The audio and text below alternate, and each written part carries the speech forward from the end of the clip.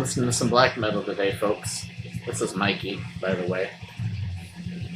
I don't know if he's a fan of the black metals or not. He doesn't seem to mind. You like black metal? No? Okay. It's his bad ear, so he doesn't have to listen to it. His mama is gone, so he had to jump in my lap. So there's Mikey. Today we are listening to a new-ish split between two bands, and I'm probably going to butcher their names. Arstidir, Lifsins, and Carpe Noctem. This is an album that I'm probably also going to butcher. Aldrnari. This is a split EP on Van Records. I got number 004. What I like about Van Records is the limited edition version of the albums they put out are always on black vinyl. So usually black vinyl, those of you that know anything about vinyl know that that's kind of standard. The record's been black for a long time, and then the color version is usually the rare one. At Van Records, on a lot of the releases I have seen, they do the opposite. So they have the black as the. I think this is limited to. I think it said 100 on the website, and I don't know. This says limited to 103 copies. That's very specific. But they do have an amber version, I believe, available still, but the black one is sold out. They also sent me a sticker, which is kind of cool. And then the CD version is also limited to 500. I can't remember if and this is number, whatever that is, 100, I think it's 150. I can't remember if this was some kind of package deal that I got, where I got the vinyl and the CD, and the sticker and the poster and shit came with it. I honestly don't remember, but not much to see in the CD version. This is a split EP, like I said. Each band contributed one song to each side, and each song is about 22 minutes long, so 40 some minutes in total.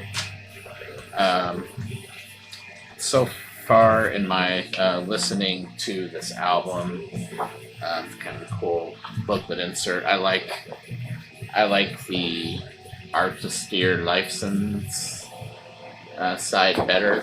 There seems to be a lot more variation to the music. There's some acoustic guitars that slows it down. There's some blast beats. There's some Agalloch type moments, especially the intro with that violin. And the Carpe Noctem side is more just balls to the wall black metal. There are some slower moments, but it doesn't seem to be as varied. As you know, in my opinion, it's not as varied. The vinyl came with a couple of posters. There's a poster of the cover, and it came with another poster, which is basically nice. Each band has its own little thing. But Arstidir and Lifsins got their own poster, and then their colorful side of the poster. And then they got a black and white side.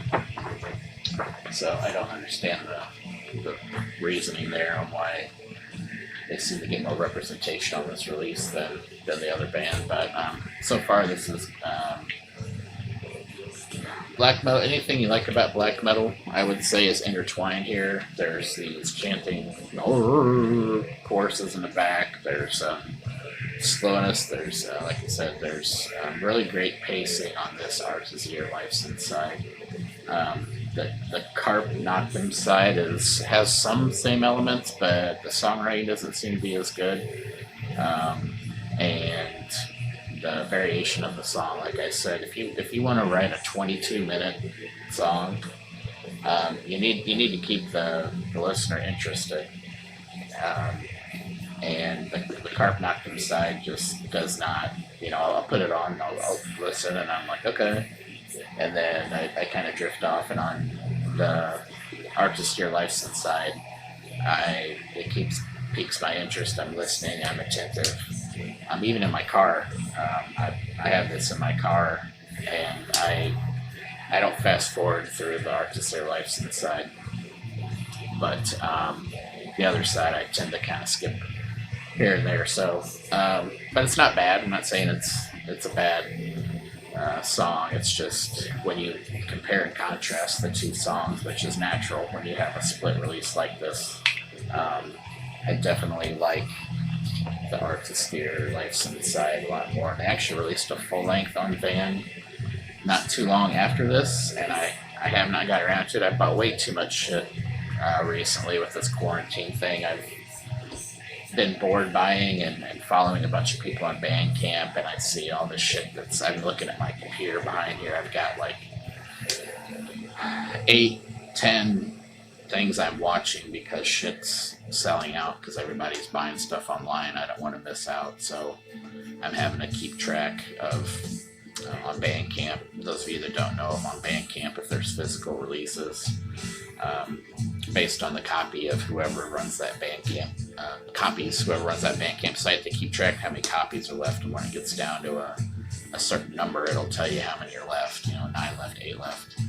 There's a few I'm watching now that I want to get on, and I can't right now because I already spent all my money on records for the last month or so. So I've got some cool shit down here and over here to talk about. I finally got that new Paradise Lost box set I've been yapping about for a while. I've started listening to it, and I love it. Yet probably another top 10 album for me. I'm going to have to whittle down my top 10, as I said in my previous video. I've got some stuff from Carbonized, some stuff that people have recommended on other blogs I follow on YouTube. And I got Worker of Chalice in, as well as a bunch of shit coming in the mail. Those of you who don't know, if you're ordering, I sell stuff on Discogs. If you're ordering overseas right now, shit's kind of fucked in a way. I sent even to Canada, I sent a record to a guy, and it took 2 months to get there to Canada. And even domestically, the U.S. Postal Service has been pretty backed up lately. So be patient if you buy shit online. It's not going to come in 2 or 3 days. Sometimes it might get stuck in customs. I had an incident recently where I sent a guy a record to Slovakia, I believe, and it was stuck in Chicago customs after a month. And I luckily had tracking and all that, so I contacted my local post office, and I filed a complaint online thinking I'm not going to hear anything. My local post office called me the next day, and miraculously, the product just shipped out overseas. So there's some weird shit going on. I don't know what it is, but I don't know if they're starting to check certain pieces of mail because of media mail. You get a cheaper rate. I don't know if they're starting to open shit or what they're doing. My local post office threatened to do that on one of my packages. We can check this if we want to see if it's really media. I'm like, well, it's a fucking 13 by 13 box that's about that thin. I don't know what else you think I could put in there, but so yeah, weird shit going on with the mail right now with this pandemic going on. So if you're ordering from distros online, just be careful. Most of them are telling you up front, we're not going to ship to these countries right now. You can order if you want. But I ordered from the band Sun Worship a couple things, and they sent a note out like, we don't know when we're going to be able to ship based on where we are. I can't remember what country they're from, but they let you cancel your order if you want. I didn't. But so just be aware of that. If you're shipping or you're ordering and buying stuff, just be careful and know, if you don't get it in 5 days, give people a break. I've had a couple people on Discogs kind of say, hey, where's my package? And I'm like, you got the tracking number. I can't can't make the post office work any quicker. So, so if you're watching this, you probably do buy a lot of shit online. So just be aware of that. But not to get on the side tangent, but this took a little while to get here, but I was patient. Fan Records is always really solid about being upfront about how long it's going to take, and they did not disappoint. It was worth the wait here. So I'll put a link below. I think, like I said, the black version is sold out, but I think they have plenty of CDs and amber vinyl. So thanks for checking this out, guys, and catch you all next time.